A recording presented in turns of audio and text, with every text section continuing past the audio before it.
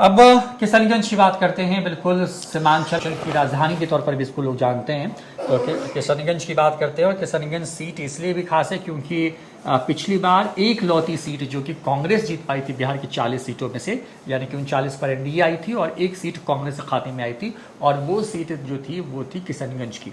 किशनगंज भी मुस्लिम बहुल इलाका है, वहाँ पर बड़ी संख्या में मुस्लिम वोटर हैं और वहाँ पर बड़ी तगड़ी फाइट होती है। इस बार बीजेपी इसी एक और सीट को जीतने का लक्ष्य रख करके 40 में 40 की बात कर रही है। क्या इतना आसान है किशनगंज? किसके लिए? मतलब महागठबंधन के लिए, कांग्रेस के लिए? महागठबंधन के लिए आसान, देखिए वो एक ऐसी सीट है ना, तेजस्वी यादव ही नहीं गए प्रचार करने के लिए। कांग्रेस का कोई बड़ा नेता राहुल गांधी तक प्रचार करने, हालांकि उनकी जब भारत जोड़ो न्याय यात्रा थी ना तो किशनगंज से गुजरी थी। हाँ। तो एक ऐसी सीट है, पता नहीं क्यों कि महागठबंधन को लग रहा है कि वो जीत जाएगी, क्या ऐसा लग रहा है। लेकिन देखिए वो जिस तरीके से पूर्णिया का हाल है, त्रिकोणीय होना है, यहाँ भी त्रिकोणीय होना ही होना है, ठीक है। क्योंकि AIMIM के अख्तरुल इमान साहब हैं जो कि 2019 में चुनाव उन्होंने लड़ा था तो 3 लाख वोट जो है उनको करीब आए थे, ठीक है।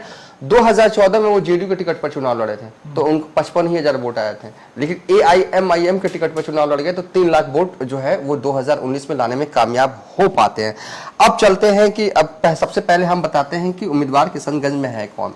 कांग्रेस से मोहम्मद जावेद साहब हैं जो कि 2019 में भी यही थे। जेडीयू ने मुजाहिद आलम को इस बार उम्मीदवार बनाया है और 2019 में सैयद मोहम्मद अशरफ साहब जो थे वो जेडीयू के उम्मीदवार थे। इस बार क्योंकि उनका निधन हो गया है इसलिए जेडीयू ने नए चेहरे को मौका दिया है, मुजाहिद आलम को, ठीक है। और 2019 में कांग्रेस उम्मीदवार को पता है 34,000 वोट से जीत मिली थी।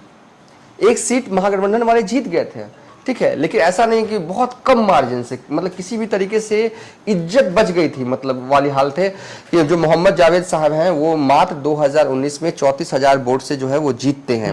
2019 में अख्तरुल इमान साहब को 3 लाख वोट आते हैं। 2014 में जेडीयू से अख्तरुल इमान होते हैं तब 55,000 वोट आते हैं। इस सीट पे अगर बात करें तो सीमांचल और अररिया का इलाका पूरा जो है वो तस्लीमुद्दीन साहब का इलाका कहा जाता है। तस्लीमुद्दीन साहब को मतलब सीमांचल का गांधी कहा जाता है। सांसद रह चुके हैं 2004 में और शहनवाज हुसैन भी 1999 में यहाँ से सांसद रह चुके हैं। विधानसभा की कुल 6 सीटें हैं और 6 सीटें पर गौर करने वाली बात यह है कि बहादुरगंज में जो आरजेडी के विधायक है वो पहले AIM में थे। किशनगंज तो सिर्फ कांग्रेस के पास है। खोचा दावन में जो मौजूदा विधायक हैं इजहार अफसफी साहब वो भी आरजेडी में है लेकिन वो पहले AIMIM में थे। अमौर से जो विधायक हैं अख्तरुल इमाम साहब खुद है। बैसी से जो आरजेडी के विधायक हैं वो पहले AIMIM में थे। यानी कि 2020 में जो चुनाव हुए थे उसमें AIM का झंडा जो है वो इस लोकसभा विधानसभा 22 अगर देखें तो बुलंद रहा है। इस बार त्रिकोणीय मुकाबले होंगे। 67% जो है वो मुस्लिम यहाँ पर रहते हैं। ओवैसी साहब की 7 सभाएं जो हैं इस लोकसभा क्षेत्र में हो चुकी है। उनको चुनाव लड़ना है मतलब हैदराबाद में, ठीक है, हैदराबाद से वो प्रत्याशी हैं, लेकिन 7 दफा किशनगंज आ चुके हैं। तो ये समझना ओवैसी कितना सीरियस है बिहार के किशनगंज लोकसभा क्षेत्र को लेकर। देखिए पहले AIMIM की तरफ से कहा जाता है कि वो बिहार में 16-17 सीटों पर चुनाव लड़ेंगे, फिर बैक करते हैं। यूपी में भी चुनाव नहीं लड़ रही है पार्टी, ये यूपी में एक भी सीट पर AIMIM नहीं लड़ रही है। AIM बिहार के किशनगंज में चुनाव लड़ रही है और ओवैसी साहब से जितना हो सका उन्होंने प्रचार किया, जितना हो सका, और डोर टू डोर भी गए ओवैसी साहब। तो कुल मिलाकर है कि यहाँ पर मुकाबला जो है वो त्रिकोणीय होगा। जब मैंने फोन घुमाया, कई लोगों से बातचीत किया तो लोग कहें कि ठीक है मोहम्मद जावेद साहब से लोगों में नाराजगी है लेकिन वोट उन्हें ही देंगे। तो मैंने पूछा कि अख्तरुल साहब को लेकर भी माहौल क्या है, वो भी तो एंटी मोदी पॉलिटिक्स करते हैं। तो कहा कि नहीं, लेकिन वोट मोदी को ही देंगे क्योंकि इनका जो चलना था ना अख्तरुल इमाम AIMIM का जो झंडा जितना लहराना था वो लहरा चुका इलाके में, अब जो है वो नहीं लहरा पाएगा।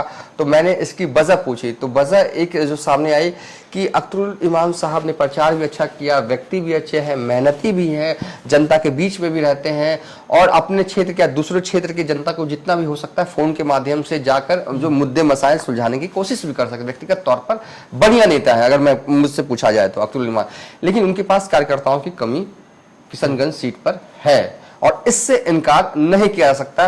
जिस तरीके से कार्यकर्ता जो है वो जेडीयू के उम्मीदवार के पास है और जिस तरीके से जो उम्मीदवार है वो कांग्रेस के पास है, क्योंकि ये दोनों पुराने चुनाव वक्त से चुनाव लड़ते रहे। लेकिन ये एक कमी जो है वो यहाँ पर अख्तरुल ईमान साहब को झेलनी पड़ सकती है। फिर भी मुकाबला त्रिकोणीय होगा, कौन यहाँ से जीत जाए कोई नहीं कर सकता है। लेकिन हाँ, जो भी जीतेगा बहुत ही कम मार्जिन से जीतेगा वो 20-30 हजार से ही जीत होगी। ज्यादा ऐसा नहीं है कि जीतने वाले उम्मीदवार को लाख वोट के अंतर से जीता, ये नहीं होने वाला किशनगंज में। तो किशनगंज में ऐसी स्थिति नहीं होने जा रही है